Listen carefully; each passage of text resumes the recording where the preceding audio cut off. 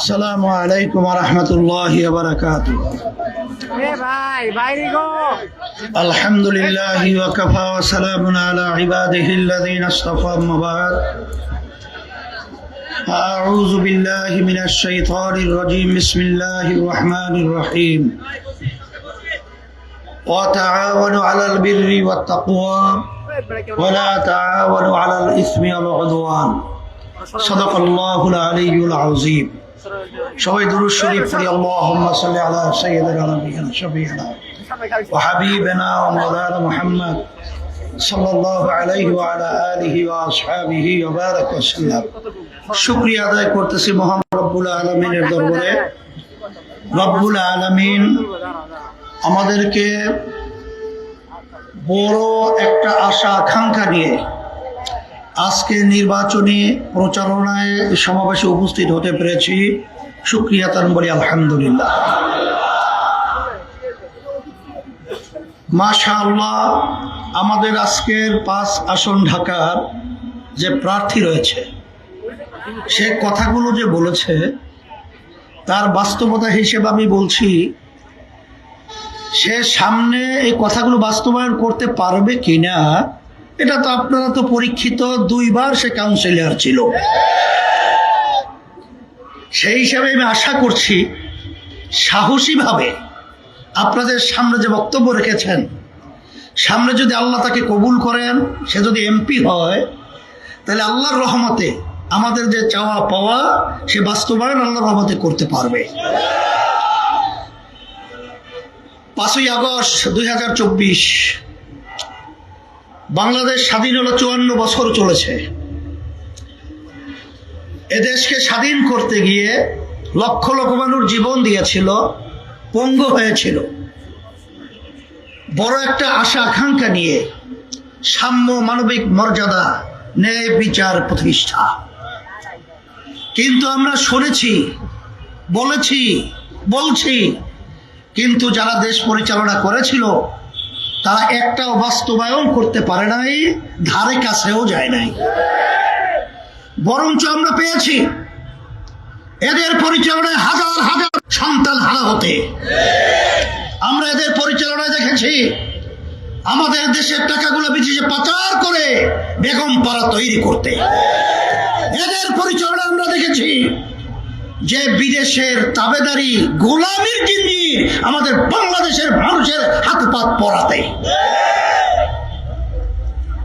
এই সমস্ত এই কঠিন অবস্থান থেকে পরিত্রাণ পাওয়ার জন্য 5ই আগস্টের পরে ইসলামী আন্দোলন বাংলাদেশ, বিশেষ করে আপনাদের দোয়া, আল্লাহর রহমতে আমি রেজাউল করিম চেষ্টা করেছিলাম এমপির জন্য নয়, মন্ত্রিত্বের জন্য নয়, সম্মানের জন্য নয়, সম্পদের জন্য নয়। আমি দেশের সন্তান, আমি দেশে জন্মগ্রহণ করেছি। এই দেশটা ভালো হওয়ার ব্যাপারে আমার চিন্তা রয়েছে, অধিকার রয়েছে। চিন্তার ফল হিসাবে আমি দায়িত্ব পালন করেছিলাম।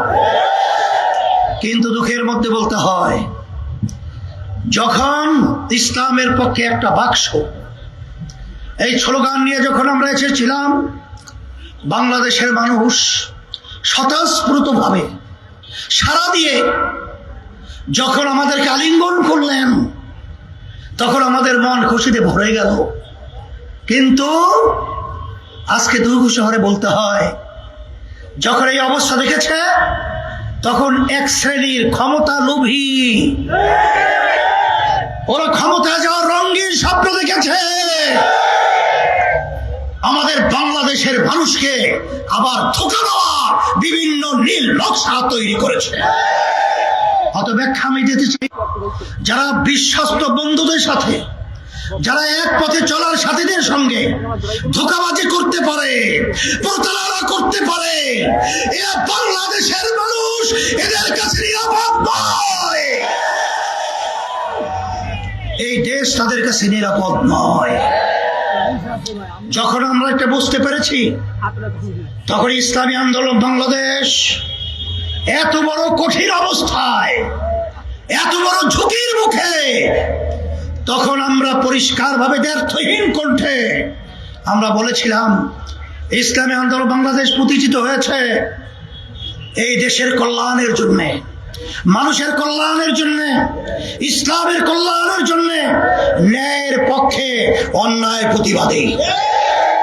যার বাস্তবতা হলো 1987 সালে ইসলামী আন্দোলন প্রতিষ্ঠিত হওয়ার পরেও আজ পর্যন্ত একটা আসন কিন্তু আমাদের সংসদে এমপি হিসাবে পায় নাই, যায় নাই। আমাদের সুযোগ ছিল না, না এখনো নাই। কিছুদিন আগেও বিএনপির বড় এক নেতা আমার কাছে মোবাইল করতেছে, হযরত দরজা খোলা।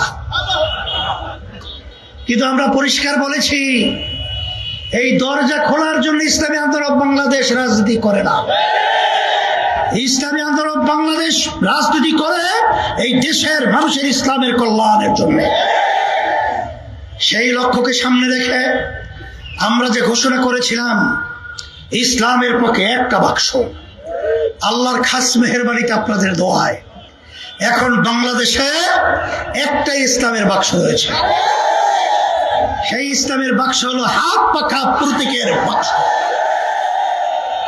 আর কোন বাংলাদেশে ইসলামের পক্ষের বাক্স নাই। আমি আপনাদেরকে এত বড় ব্যাখ্যা দিয়ে বলতে কোনো প্রয়োজন নাই। যারা বারবার পরীক্ষিত তাদেরকে নতুন ভাবে আবার কি পরীক্ষা দেব? আসেন 5ই আগস্ট আমাদের নির্মাণের জন্য, মানুষের কল্যাণ সাধিত হওয়ার জন্য আমি ব্যর্থহীন করতে বলছি।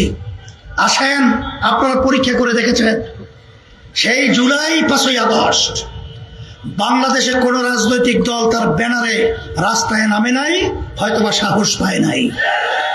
কিন্তু ইসলামী আন্দোলন বাংলাদেশ এই দেশের কল্যাণের জন্য, মানুষের কল্যাণের জন্য আমরা ব্যানার নিয়ে রাজপথে গুলির মুখে নেমেছিলাম দেশকে রক্ষার জন্য।